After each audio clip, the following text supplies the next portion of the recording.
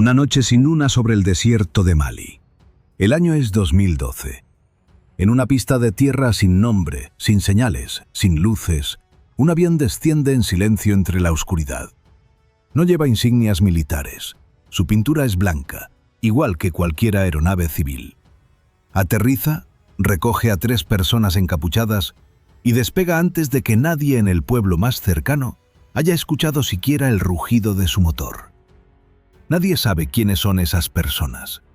Nadie sabe de dónde viene ese avión. Y nadie, absolutamente nadie, sabe que en ese momento acaba de operar el arma más secreta del ejército más poderoso del mundo. Su nombre oficial es U-28A, pero quienes lo conocen de verdad lo llaman Draco, el dragón. Y hay una razón muy poderosa para ese nombre. Para entender cómo un pequeño avión suizo se convirtió en el instrumento clave de las operaciones especiales estadounidenses, hay que retroceder hasta los primeros años del siglo XXI, cuando el Comando de Operaciones Especiales de los Estados Unidos enfrentaba un problema que ningún presupuesto millonario parecía capaz de resolver. Los grandes aviones de transporte, como el Lockheed C-5 Galaxy o el Boeing C-17 Globemaster III, eran máquinas extraordinarias para mover miles de soldados o decenas de toneladas de material de guerra. Pero para las misiones de contraterrorismo que se multiplicaban en África, Oriente Medio y el sudeste asiático, esas enormes aeronaves eran completamente inútiles. Las pistas de tierra apisonada en Uganda, las franjas de grava en Burkina Faso, los aeródromos improvisados en el desierto afgano, no podían soportar el peso ni las dimensiones de esos gigantes del aire. Lo que el mando necesitaba era algo completamente distinto. Un avión pequeño, silencioso, barato de operar, capaz de aterrizar en cualquier rincón del planeta y pasar completamente desapercibido. La solución llegó desde un lugar inesperado: Suiza. La compañía Pilatus Aircraft llevaba desde 1991 fabricando el PC-12, un monomotor turbohélice diseñado para uso comercial y ejecutivo. Era el tipo de avión que cualquier empresa de aviación regional podría tener en su flota. Discreto, fiable, versátil. Cuando los analistas del Pentágono lo estudiaron con detenimiento, vieron algo que el mercado civil nunca había imaginado: una plataforma de inteligencia perfecta. En octubre de 2005, el Escuadrón de Operaciones Especiales 319 recibió sus primeras unidades de la versión militar del PC-12, rebautizada como U-28A. La letra U en su designación no es casual. Significa utilitario. Y ese concepto, aparentemente modesto, escondía una filosofía operativa que cambiaría para siempre la forma en que Estados Unidos libraba sus guerras secretas. El precio de adquisición era de $3,5 millones por unidad, una cifra casi ridícula comparada con los cientos de millones que costaban otros aviones militares de la época. Pero lo verdaderamente revolucionario no era el precio de compra, sino el costo de operación. Apenas $500 por hora de vuelo. Para un ejército que gastaba decenas de miles de dólares por hora en cazas y bombarderos, el U-28 era una ganga imposible de ignorar. Podía transportar hasta 9 personas, o una cantidad equivalente de carga desde una pista remota hasta un punto a 2.400 kilómetros de distancia, cruzando el cielo a casi 500 kilómetros por hora. Y sus capacidades de despegue y aterrizaje en distancias cortas eran extraordinarias. Necesitaba menos de 750 metros para levantar el vuelo, y menos de 930 para posarse, incluso sobre tierra, hierba o grava suelta. El primer vuelo de combate tuvo lugar en 2006, apenas unos meses después de que el escuadrón recibiera sus primeras 4 aeronaves. Desde el primer momento quedó claro que este avión era capaz de hacer cosas que ningún otro aparato militar podía hacer de la misma manera. Podía colarse en zonas de conflicto sin levantar sospechas, porque a simple vista era indistinguible de cualquier avión privado. Podía aterrizar donde los grandes no llegaban. Podía permanecer en el aire durante horas, vigilando, escuchando, registrando. Y cuando terminaba su misión, desaparecía en la noche sin dejar rastro. Para 2020 la flota había crecido hasta 28 aeronaves en total, operando desde bases dispersas por 3 continentes. Pero lo que ningún documento público revelaba entonces, y lo que convertiría al Draco en una leyenda dentro de las fuerzas especiales, era lo que llevaba dentro. Porque el verdadero secreto del dragón no era su tamaño ni su precio. Era lo que ocultaba bajo su piel de avión civil. Lo que diferenciaba al U-28 de cualquier otro avión de reconocimiento de su época no era visible desde fuera. Desde tierra, desde otro avión o incluso desde las ventanas de un aeropuerto, el Draco parecía exactamente lo que fingía ser. Un modesto turbohélice civil, del tipo que usan médicos rurales en Australia o empresarios en Sudáfrica para moverse entre ciudades sin aeropuertos internacionales. Esa era precisamente su mayor ventaja táctica, y el Pentágono la había convertido en un sistema de camuflaje tan eficaz que durante años nadie fuera del círculo más restringido del mando especial supo exactamente qué capacidades tenía este avión. Porque por dentro, el U-28 era otra cosa completamente distinta. Durante la primera década de operaciones, la Fuerza Aérea fue actualizando en silencio varias unidades de la flota con una configuración clasificada conocida internamente como EQ+.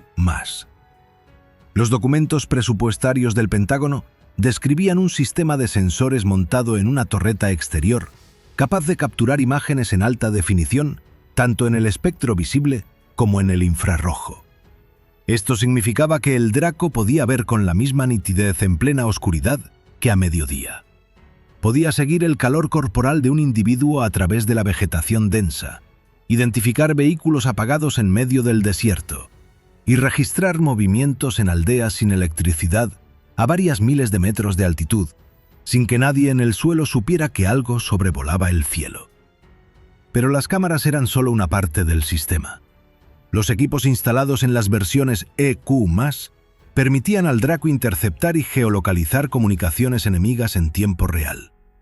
Si un comandante terrorista encendía un teléfono satelital o una radio en un radio de decenas de kilómetros, el U-28 podía triangular su posición con una precisión que hacía innecesario desplegar tropas en tierra para localizarlo. Toda esa información viajaba de forma encriptada a los centros de mando en cuestión de segundos. Los analistas en una base a miles de kilómetros podían ver en sus pantallas en tiempo real exactamente lo mismo que el sensor del Draco captaba sobre un campamento en Somalia o un cruce en el Sahel. Esta capacidad de operar a gran distancia del objetivo era otro elemento crítico. Cuanto más lejos volaba el Draco de su blanco, menores eran las posibilidades de ser detectado acústicamente o visualmente. Un avión que sobrevuela a 4.000 metros de altitud y a varios kilómetros de distancia lateral es prácticamente imperceptible desde tierra, especialmente en zonas donde la presencia de avionetas civiles no resulta inusual. Los pilotos del Draco explotaban esta lógica al máximo. Trazaban rutas que los mantenían dentro del rango de los sensores, pero fuera del rango perceptible para cualquier observador en tierra. Era vigilancia invisible ejecutada con un avión que cualquiera habría confundido con el vuelo charter de una ONG. Para mantener esa cobertura civil, el Comando de Operaciones Especiales tomó una decisión casi insólita en aviación militar: pintar los U-28 con esquemas de colores civiles, completamente ajenos al gris estándar de la Fuerza Aérea. Algunos llevaban franjas azules y blancas, otros lucían colores neutros sin ninguna marca reconocible. En los aeropuertos africanos donde operaban, pasaban entre el tráfico aéreo regional sin levantar una sola mirada. Ningún mecánico local, ningún controlador de torre, ningún periodista curioso podía sospechar que ese avión blanco, estacionado en la esquina del aeródromo, era en realidad una plataforma de guerra electrónica capaz de desmantelar redes terroristas desde el aire. No todos los 28 U-28 de la flota compartían la misma configuración.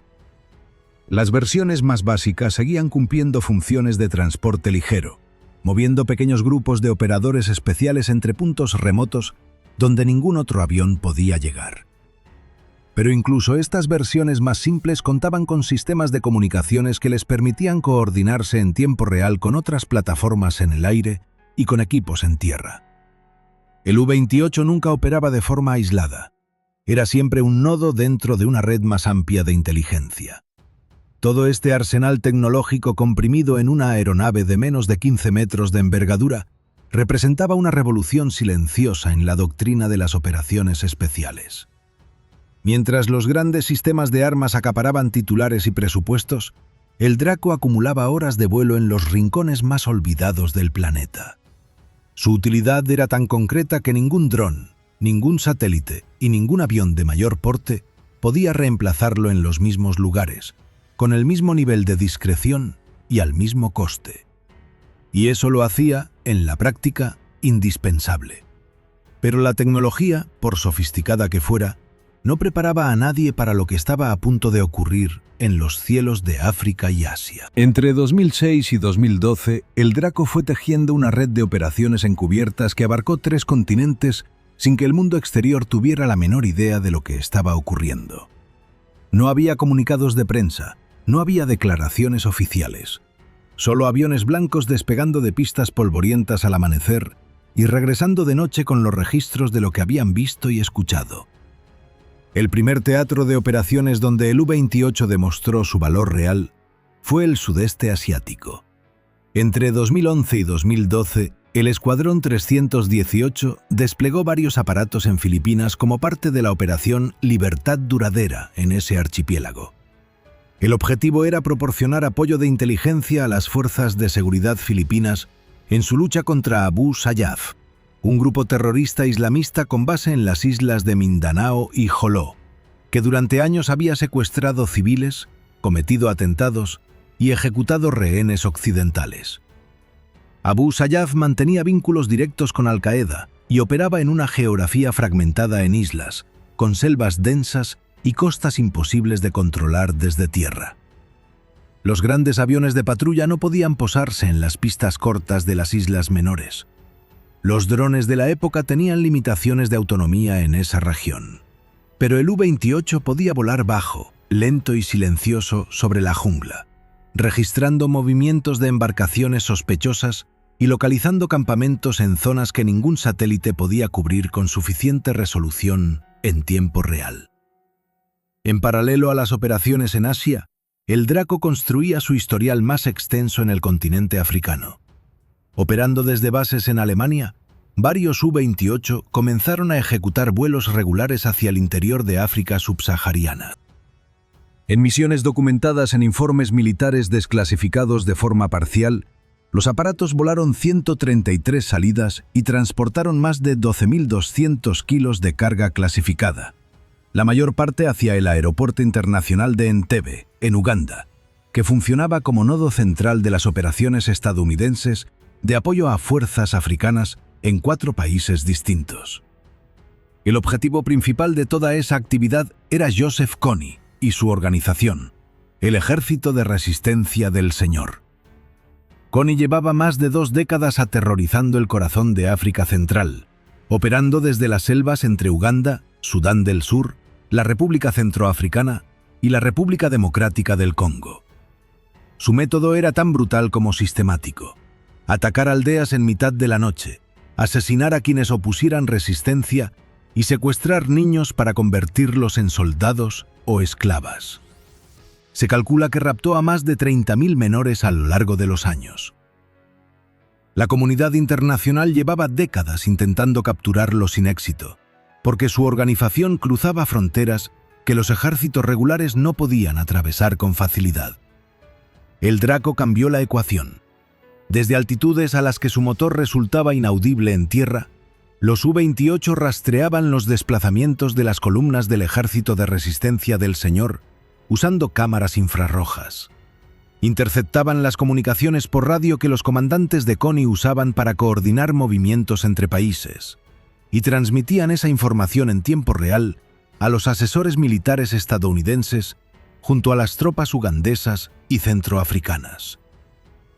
Sin el Draco sobrevolando aquellas selvas, las fuerzas terrestres habrían operado a ciegas en un terreno que favorecía completamente al enemigo. El alcance geográfico del U-28 no se limitaba a África y Asia. Desde la base aérea de Sotocano, en Honduras, el Draco ejecutó misiones en América Latina cuyos detalles permanecen clasificados. Lo que sí ha trascendido es que esos vuelos formaban parte de operaciones combinadas contra el narcotráfico y el terrorismo en una región donde las redes criminales comparten rutas y financiación con organizaciones extremistas. Un avión que pasa desapercibido entre el tráfico aéreo civil centroamericano tiene un valor incalculable para seguir cargamentos e identificar pistas clandestinas sin alertar a los objetivos. Para cuando la flota acumuló de manera no oficial más de 500.000 horas de vuelo, el Draco había demostrado algo que ningún informe técnico podía cuantificar con precisión. En la guerra moderna, la discreción vale más que la potencia de fuego. Un avión que nadie ve no puede ser evadido. Un avión que cuesta $500 por hora puede mantenerse semanas en el aire mientras un caza consume ese mismo presupuesto en minutos sin obtener un gramo de inteligencia útil. Eso era el Draco, no el arma más letal del arsenal estadounidense, sino la más paciente. Y en las guerras del siglo XXI, la paciencia mataba más que las bombas. Aunque a veces, incluso el más paciente de los dragones cometía errores fatales. El 14 de marzo de 2017, un U-28 despegó del aeródromo de Cannon Air Force Base, en Nuevo México, para realizar una misión de entrenamiento rutinario. No había combate esa mañana, no había objetivo enemigo, no había tensión operativa. Era el tipo de vuelo que los tripulantes del Draco habían completado decenas de veces. Procedimientos de emergencia, maniobras de aproximación, simulacros de aterrizaje forzoso. La clase de ejercicio que existe precisamente para garantizar que, cuando llegue el momento de verdad, el equipo reaccione de forma automática y correcta. Pero esa mañana, algo salió terriblemente mal. El avión entró en pérdida aerodinámica a baja altitud durante la ejecución de un procedimiento de aterrizaje de emergencia simulado. Una pérdida aerodinámica ocurre cuando el ala deja de generar sustentación suficiente porque el ángulo de ataque supera el límite crítico, generalmente cuando la velocidad cae demasiado o la nariz sube en exceso. A gran altitud, un piloto tiene segundos para recuperar el control. A baja altitud, esos segundos simplemente no existen. El aparato impactó contra el suelo cerca del aeropuerto municipal de Clovis, en Nuevo México, sin que la tripulación pudiera hacer nada para evitarlo. Murieron los 3 hombres que iban a bordo. El capitán Andrew Becker, piloto al mando, tenía una trayectoria sólida dentro del programa de operaciones especiales y había completado múltiples despliegues en zonas de conflicto. El primer teniente Frederick Deleker, copiloto, era uno de los oficiales más jóvenes integrados en el escuadrón. El capitán Kenneth Dalga, oficial de sistemas de combate, era el especialista responsable de los equipos de inteligencia y sensores a bordo. Los 3 perdieron la vida en un ejercicio de entrenamiento a miles de kilómetros de cualquier campo de batalla, en el cielo de un estado que no conoce la guerra. La investigación posterior fue exhaustiva. Los analistas reconstruyeron los últimos minutos del vuelo a partir de los datos de los registradores de vuelo y los testimonios de los controladores que seguían el aparato desde tierra. Las conclusiones fueron claras y al mismo tiempo difíciles de asumir. No hubo ningún fallo mecánico significativo que pudiera explicar el accidente. El avión funcionaba correctamente, los sistemas respondían. El problema estaba en la secuencia de decisiones tomadas por la tripulación en los instantes previos al impacto. Según determinó la investigación, el equipo demoró en ejecutar las acciones necesarias para salir de la pérdida aerodinámica y esa demora, medida en fracciones de segundo, resultó irreversible a la altitud a la que se encontraban. Este tipo de conclusión es la más dura que puede enfrentar cualquier institución militar. No hay un sistema que culpar, no hay un proveedor al que exigir responsabilidades, no hay un fallo de mantenimiento que corregir con un manual actualizado. Solo hay una secuencia de decisiones humanas tomadas bajo presión en un entorno de entrenamiento que debía preparar para lo peor y que en cambio se convirtió en lo peor. El Draco, un avión que había sobrevolado selvas africanas, islas filipinas y desiertos de Oriente Medio sin sufrir una sola baja en combate, perdió a 3 de sus hombres sobre el suelo de Nuevo México en una mañana de primavera. El accidente tuvo consecuencias directas sobre los programas de entrenamiento del Escuadrón 319 y de otras unidades que operaban aeronaves similares. Los procedimientos de simulación de emergencias a baja altitud fueron revisados en profundidad. Se establecieron nuevos límites de altitud mínima para determinados ejercicios y se reforzó la formación en reconocimiento y recuperación de pérdida aerodinámica, un área que históricamente había recibido menos atención en los programas de vuelo de aeronaves de transporte ligero que en los de caza o ataque. La muerte de Becker, Deleker y Dalga no fue en vano en términos institucionales, aunque eso nunca borra el peso de lo ocurrido. Lo que el accidente también reveló, de forma involuntaria, fue hasta qué punto el programa U-28 había crecido en importancia sin que el mundo exterior lo advirtiera. La noticia del siniestro circuló brevemente en medios especializados, pero la mayoría del público desconocía incluso la existencia del Draco como programa militar activo. Un avión que había acumulado más de 500.000 horas de vuelo en operaciones encubiertas en 3 continentes, seguía siendo, para la opinión pública, poco más que una nota al pie en los presupuestos del Pentágono. Y esa invisibilidad, que era su mayor fortaleza operativa, se convirtió también en el velo que cubrió el duelo de quienes lo perdieron.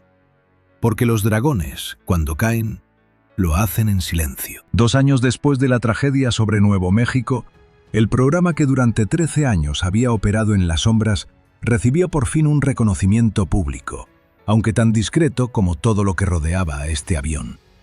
En mayo de 2019, el Comando de Operaciones Especiales de la Fuerza Aérea aprobó oficialmente el nombre Draco para el U-28A. El anuncio llegó en junio de ese mismo año y fue recibido dentro de la comunidad de operaciones especiales como algo más que una formalidad burocrática. El nombre no era nuevo para quienes habían volado con el aparato. Desde el primer despliegue de combate en junio de 2006, los operadores especiales ya se referían al U-28 como Draco, de manera informal. En latín la palabra significa dragón, y es también el nombre de una constelación del hemisferio norte, una figura larga y sinuosa que los antiguos trazaron entre estrellas dispersas para dar forma a una criatura que vigila el cielo desde las alturas. Difícilmente podría haber un nombre más apropiado para un avión cuya misión era exactamente esa: observar desde arriba sin ser visto. El coronel Andrew Jett, comandante del ala de operaciones especiales 492 y antiguo piloto del Draco, explicó lo que ese nombre significaba para quienes habían formado parte del programa. Los socios extranjeros con los que trabajaban las tripulaciones del U-28 a menudo no conocían los nombres individuales de los pilotos, pero siempre reconocían al Draco. El nombre llevaba asociado un nivel de respeto acumulado misión a misión durante más de una década, y esa reputación era en sí misma un activo operativo. Cuando un equipo se identificaba como parte del Draco, sus interlocutores sabían exactamente con quién estaban tratando. El teniente coronel Chad Anthony, comandante del Escuadrón 319, subrayó que el nombre Draco había llegado a simbolizar algo muy concreto para los soldados en tierra: apoyo de inteligencia en los momentos de mayor exposición al peligro. Mientras un equipo de fuerzas especiales avanzaba hacia un objetivo en mitad de la noche, saber que había un Draco circulando en silencio sobre sus cabezas cambiaba completamente la ecuación táctica. El Draco no disparaba ni bombardeaba, pero veía todo lo que los hombres en tierra no podían ver, y esa información llegaba a sus auriculares en tiempo real. En muchos casos, esa ventaja fue la que marcó la diferencia entre completar la misión y no regresar. El coronel Robert Masaitis señaló que el U-28 había dejado de ser hace mucho el simple avión utilitario que habían adquirido a mediados de la década de 2000. Lo que empezó como una solución económica a un problema logístico se había convertido en una plataforma estratégica con un historial que pocos sistemas de mayor costo podían igualar en términos de impacto real. Y todo eso había ocurrido en silencio, sin titulares, sin fotografías publicadas en revistas militares. Mientras se producía el reconocimiento oficial, el Draco seguía volando misiones activas en algunos de los entornos más peligrosos del planeta. En el Sahel africano, las células del Estado Islámico en el Gran Sáhara y los grupos afiliados a Al-Qaeda en el Magreb habían convertido la región en uno de los focos de violencia de mayor crecimiento en el mundo. Los U-28 operaban desde pequeñas bases en Yibuti, Etiopía y Sudán del Sur, cubriendo un arco geográfico enorme con una flota de apenas 28 aparatos. Cada hora de vuelo sobre esas regiones generaba más inteligencia accionable que cualquier operación de combate directo ejecutada sin información previa sobre el objetivo. Finlandia, Suiza y Bulgaria operaban sus propias versiones del Pilatus PC-12 en configuraciones de reconocimiento adaptadas a sus necesidades. Pero ninguno alcanzaba la escala ni la sofisticación del programa estadounidense. El U-28 era la versión más evolucionada de un concepto universalmente válido. En la guerra moderna, la información recogida con discreción supera en valor a cualquier sistema de armas convencional. Más de 500.000 horas de vuelo, 3 continentes, docenas de grupos terroristas monitorizados, redes criminales expuestas, vidas de soldados protegidas desde el aire. Todo eso sin que casi nadie fuera de las fuerzas especiales supiera que este avión existía. Eso es el Draco. No el más rápido, no el más armado, no el más caro, solo el más necesario. Si esta historia te ha parecido tan fascinante como lo es en realidad, deja tu comentario con lo que más te ha sorprendido. Dale al me gusta para que más personas conozcan los secretos mejor guardados de la aviación militar y suscríbete para no perderte las próximas historias sobre las máquinas que cambiaron el curso de la historia desde el aire.